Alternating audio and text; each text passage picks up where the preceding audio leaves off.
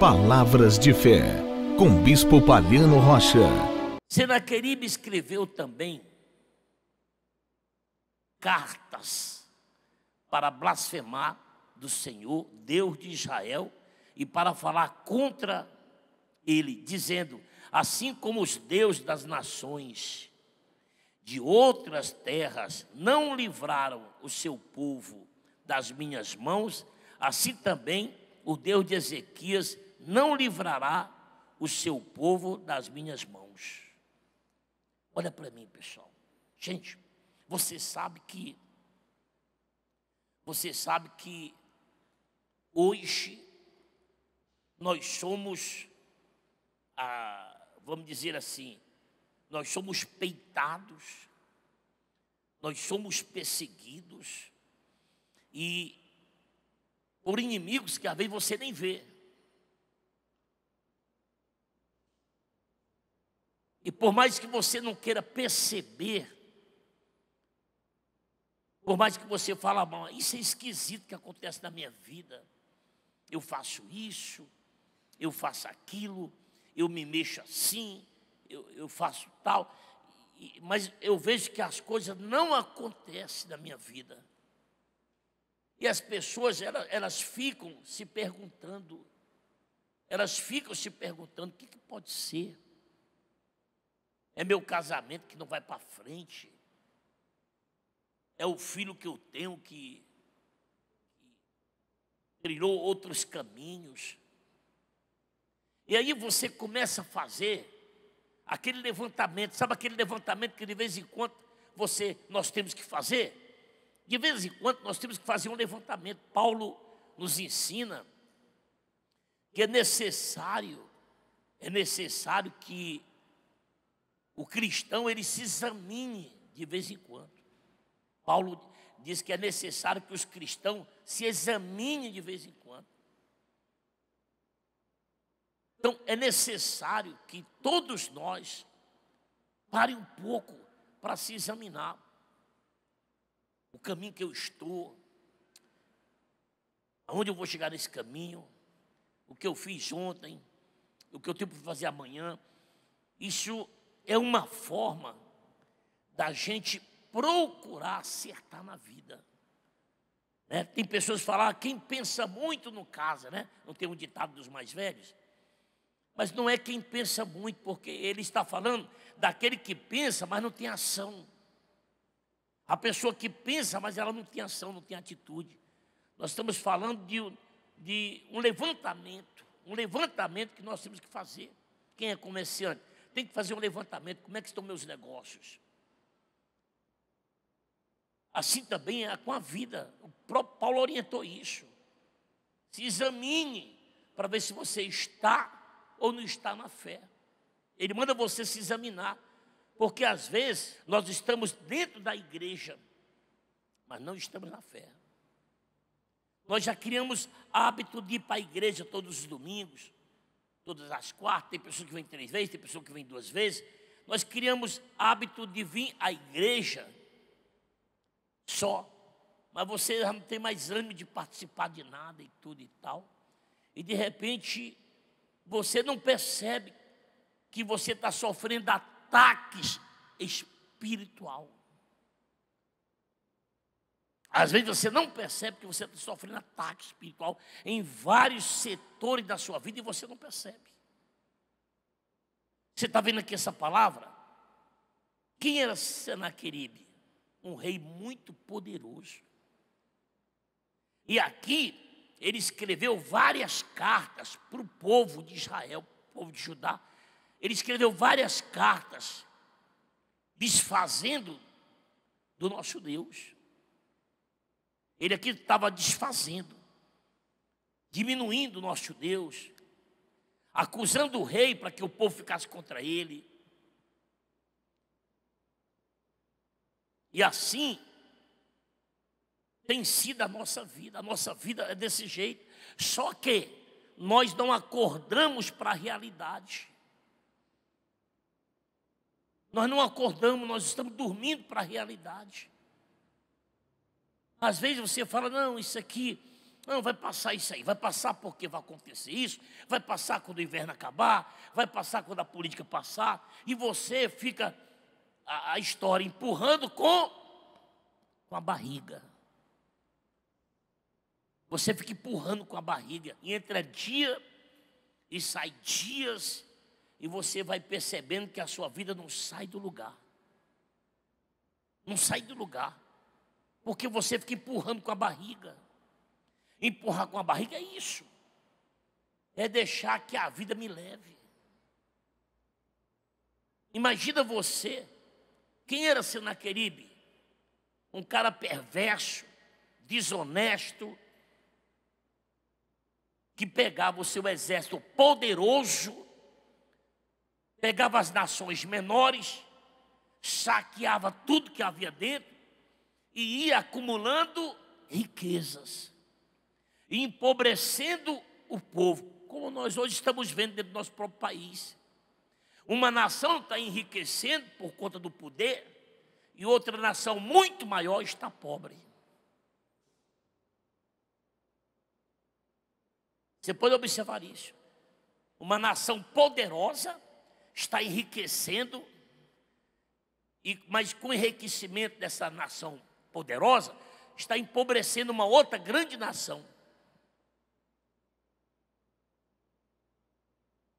E o próprio Jesus, a própria palavra de Deus diz o quê? Que os filhos das trevas, eles são muito mais o quê? Ou ousados. Isso aqui não deixa de ser uma crítica para nós. É Deus fazendo uma crítica para nós, como Deus estivesse fazendo uma crítica, dizendo: vocês são meus filhos, vocês têm a minha palavra, e vocês estão cabisbaixo, vocês estão aceitando isso, estão aceitando aquilo, e mostrando que os filhos das trevas são muito mais ousados, e são mesmo. Eles partem para cima com o desejo de conquistar. Esses são os filhos das trevas. Enquanto os filhos da luz estão sempre com medo, estão sempre se escondendo, estão sempre procurando evitar um problema, isso e aquilo. Mas tudo isso, pessoal, vou falar para você o que é: a falta da fé em Deus. Deus ali estava fazendo uma crítica, num bom sentido, né? Num bom sentido. Ele estava só dizendo: vocês vão deixar que os filhos das trevas sejam maiores do que o filho da luz? É como ele dissesse isso. Você vê que Senaqueribe era um ser maligno, esse cara. Mas ele, ó, como foi que ele partiu para os filhos da luz? Partiu fazendo ameaça e partiu criticando a nossa luz, que é quem? Que é Deus. Você vê que ele veio criticando. Olha o que ele fala aqui. Olha o que ele fala aqui no versículo 17. Vou repetir. Senaqueribe escreveu também cartas para blasfemar do Senhor Deus de Israel, para falar contra ele, dizendo: assim como os deuses das nações e de outras terras não livraram o seu povo das minhas mãos, assim também o Deus de Ezequias não livrará o seu povo das minhas mãos. Quer dizer, ele venceu outras cidades, outros povos que tinham Deus feito pelas mãos de homens. Então esses deuses ele venceu facilmente. Só que aqui é diferente. Ele aqui estava vindo contra um povo que pertencia ao Deus Todo-Poderoso. A um Deus Todo-Poderoso. É aquela história: pode vir quente, que eu estou fervendo. Pois é, ele estava se engrandecendo, porque ele falou que venceu todos os outros deuses. Mas ele venceu Deus feito pela mão dos homens. Ele aqui estava vindo contra um povo que tinha o Todo-Poderoso, o Criador do céu e da terra. Aí no 18, ele fala assim no 18: clamaram os servos com alta voz em judaico contra o povo de Jerusalém, que estava sobre o muro, para os atemorizar e perturbar, para tomarem a cidade. Olha aí, pessoal. Olha como o inimigo age. Foi o que eles fizeram? Os inimigos clamaram em alta voz para poder assombrar o povo de quem? O povo de Deus. É sempre assim. É sempre assim. Os filhos das trevas, eles são resolvidos. Você vê que ele não está aí para criança, ele não está aí para pessoas idosas, ele não está aí para quem é direito. Não, eles querem o seu objetivo. Jesus disse o quê? Que o diabo veio para quê? Para matar e destruir. Ele veio matar, roubar e destruir. Então ele não está nem aí. Você pode observar como está o mundo hoje em dia aí. Como está o crime. Como está na política. Estão nem aí não, pessoal. Eles não estão nem aí. Agora, qual é o nosso erro? Nós falamos, batemos no peito que temos um Deus e estamos sempre acovardados. Estou acovardado, vim da minha casa se acabando com meus filhos nas drogas. Estou olhando casamento sendo destruído, vida financeira destruída, vida profissional destruída, a saúde destruída. E nós estamos sempre nos curvando diante de toda a situação que o diabo levanta. Mas por que eu estou fazendo isso, bispo? Porque eu não tenho uma fé em Deus. É só isso. É uma falta que o homem tem da fé em Deus. Olha o versículo 19 aqui. Falaram do Deus de Jerusalém como dos deuses dos povos da terra, obra das mãos dos homens. 20. Porém o rei Ezequias e Isaías, profeta filho de Amós, oraram por causa disso e clamaram aos céus. Amém? Olha como é que os filhos da luz têm que fazer. Os filhos da luz, se eu tenho um Deus, então eu tenho que ter fé nesse Deus. Eu preciso ter uma fé nesse Deus para que Ele possa me livrar, para que Ele possa me abençoar. Eu necessito de uma fé com esse Deus. Então, se eu tenho uma fé, eu vou procurar por esse Deus. O grande problema nosso, às vezes, diante de uma situação difícil, é como esquecer-se que eu não tenho um Deus. Quarta-feira eu estava pregando sobre isso, né? Quarta-feira eu estava dizendo a Bíblia, eu estava falando quarta-feira que nós, às vezes, esquecemos das maravilhas, dos prodígios que Deus faz. O diabo se levanta para me tirar o equilíbrio emocional.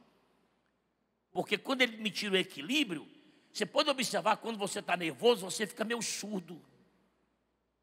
Você não raciocina. Vocês já viram aquela história da pessoa que vai atravessar uma rua e o carro veio e ela não viu? O que ela diz? É como as minhas pernas tivessem engrossado. É como eu fiz força para correr e não pude.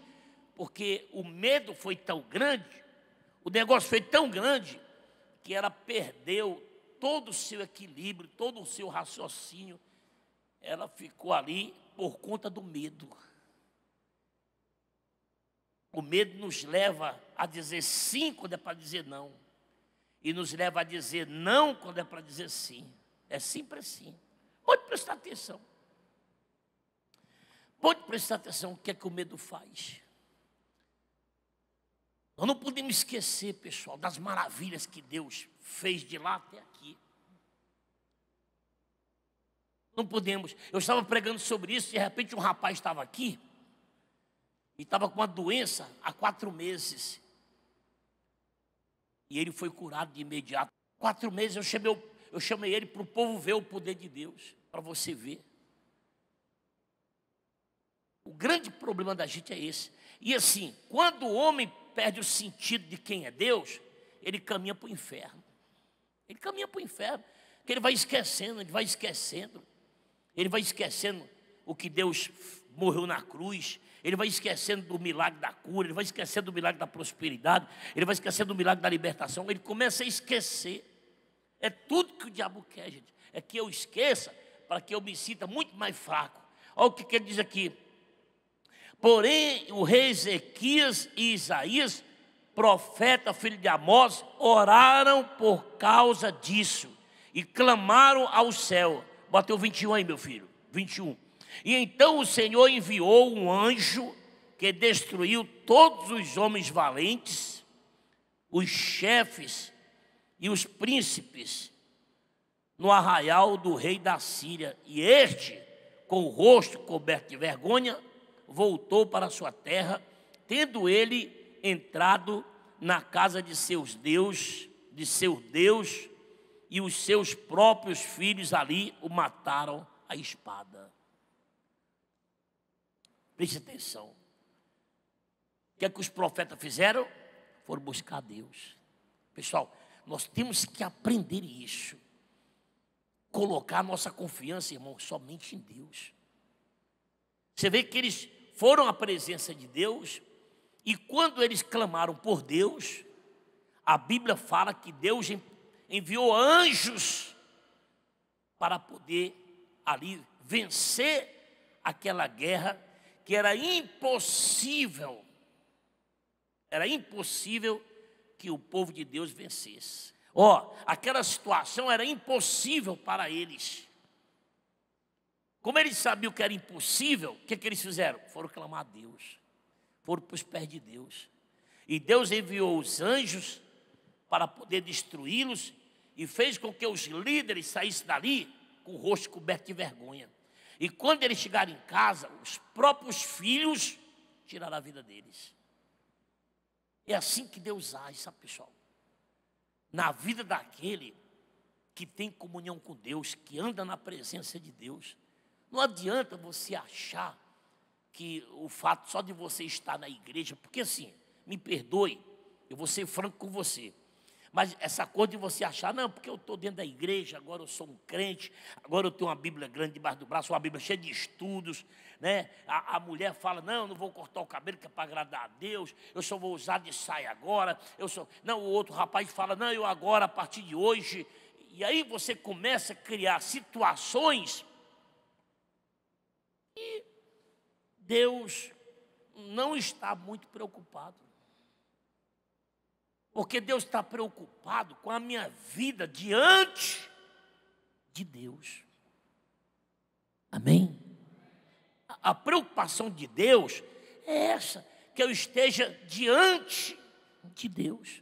Essa é a preocupação de Deus. Ele quer que eu esteja diante dele para quê? Para que ele possa ouvir as minhas orações, atender o meu clamor.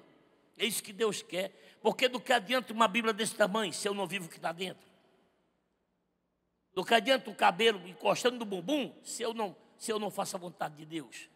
Do que adianta uma roupa grande se eu não faço a vontade de Deus? Do que adianta muitas coisas se eu não faço a vontade de Deus? Porque de fato o que Deus quer isso é que nós venhamos crer nele, confiar nele. Por isso que ele falou aqui, então o Senhor enviou um anjo que destruiu todos os homens. Mas por quê? Versículo 20. Porém o rei Ezequias e Isaías, profeta, filho de Amós, oraram por causa disso e clamaram aos céus. E Deus ouviu a oração. Você pode observar que como é importante a nossa caminhada com Deus, como é importante a nossa comunhão com Deus. É muito importante. Você pode observar que a Bíblia fala que eles viram que não dava para eles, de forma alguma, enfrentar. Então eles foram para onde? Para os pés de quem? De Deus. Sabe, pessoal, é o que nós temos que aprender, irmãos. Você quer uma casa melhor, uma família melhor, você quer família liberta, você quer um casamento abençoado. Então, nós dependemos, nós já tentamos com a nossa força, com a nossa sabedoria, mas nós não conseguimos. Então, nós vamos agora buscar a ajuda de quem? De Deus. Vamos buscar a ajuda de Deus. É aí onde nós temos que ralar. Poxa, eu vou para a presença de Deus. Eu vou vencer esse mal que está na minha casa, esse mal que está na minha vida, esse mal que está na minha vida financeira, sentimental, espiritual. Eu já tentei de todas as formas e não chega a lugar nenhum. Então pronto, eu vou para os pés desse Deus. Eu vou usar minha fé em Deus, para que Deus possa me abençoar. Porque eu já vi que sozinho eu não vou chegar a lugar nenhum. Foi o que ele pensou aqui.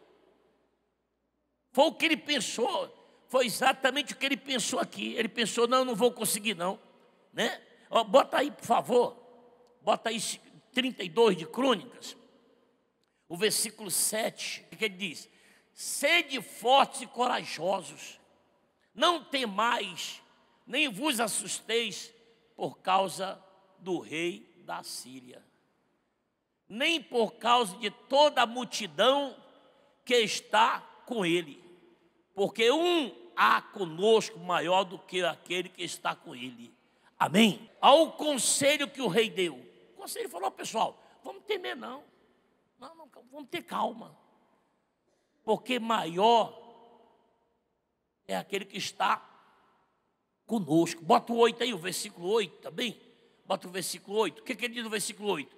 Com ele está o braço de carne, mas conosco o Senhor nosso Deus, para nos ajudar e para guerrear nossas guerras. O povo cobrou ânimo com as palavras de Ezequias, rei de... Dê uma salva de palmas para esse Deus. Amém, igreja? Sim, tem nada difícil aqui, né? Tem nada difícil. Tem nada de difícil. Ele viu que não dava. Poxa, ele foi ameaçado.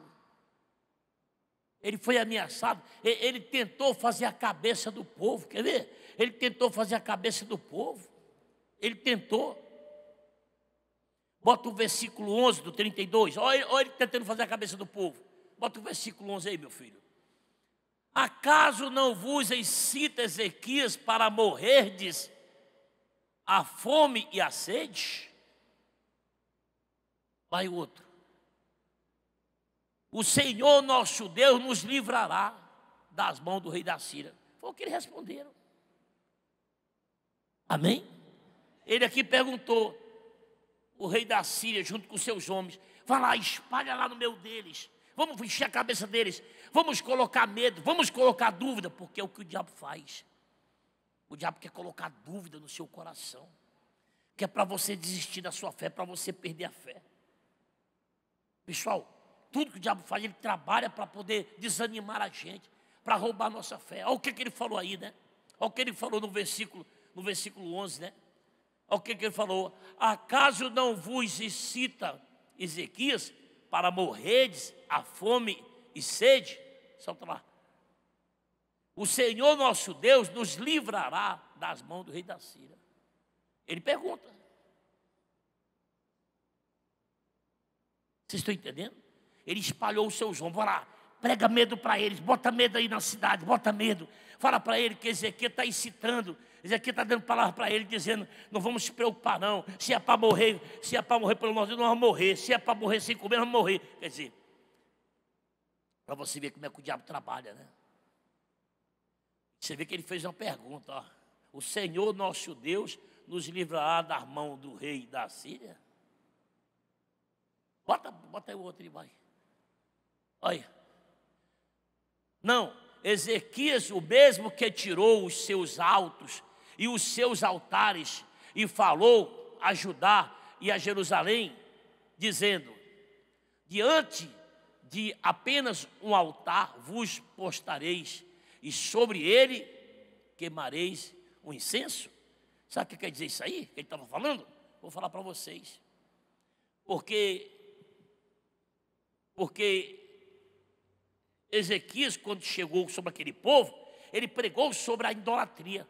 Então ele destruiu todos os deuses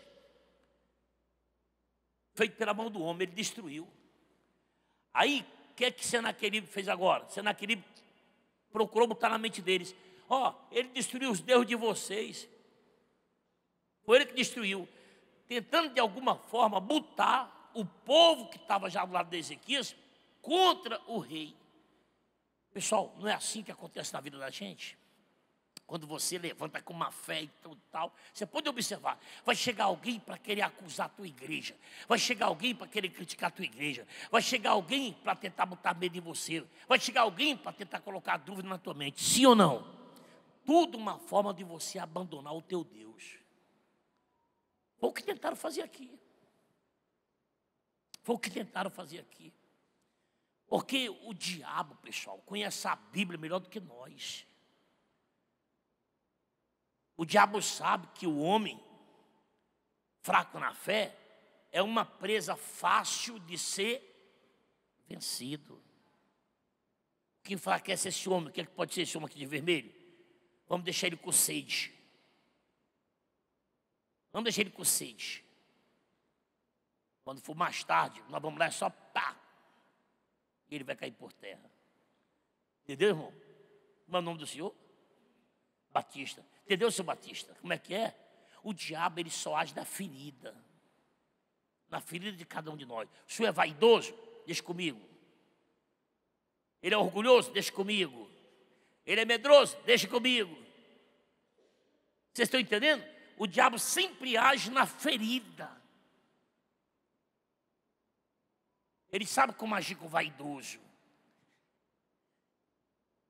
Ele sabe como agir com o orgulhoso. O que foi que ele fez com Jesus? Jesus, 40 dias de jejum. Se tu és o Filho de Deus, faz essas pedras transformar em pão.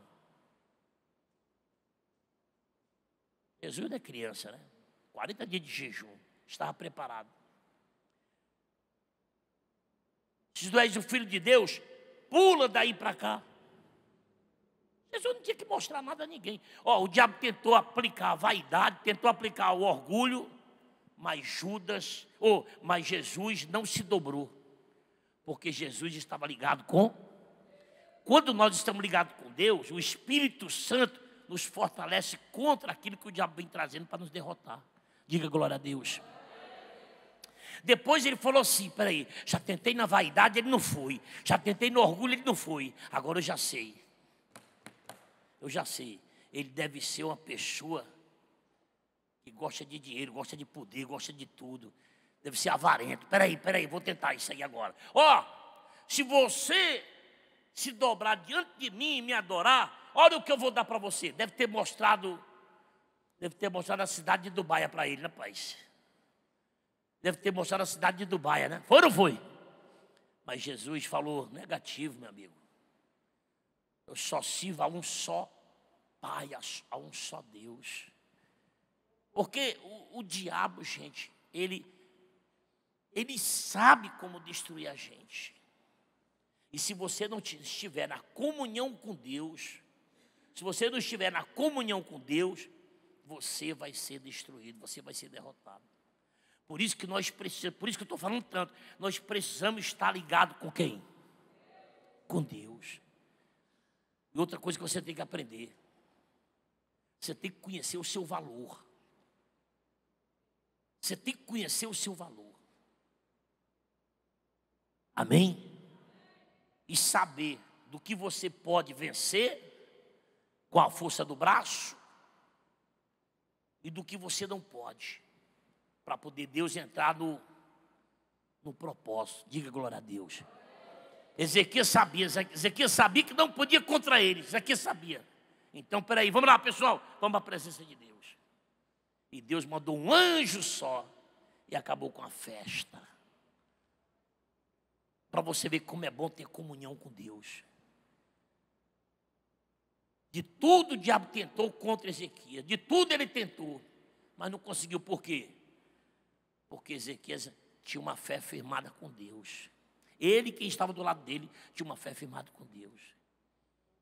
A partir do momento que todos vocês ganharam essa consciência, vocês nunca mais vão ser vencidos. Diga glória a Deus. Diga eu creio. A partir do momento que você aprender, que a minha comunhão com Deus vale mais, você vai ver. Você não vai ser, você vai ver Deus dando discernimento para você, das suas decisões e tudo mais. Você vai ver. Mas enquanto você estiver ligado a costumes, isso e aquilo, você não vai para canto nenhum. Enquanto você estiver ligado a costumes, não, você tem que se ligar com Deus. Com Deus. Se liga com Deus.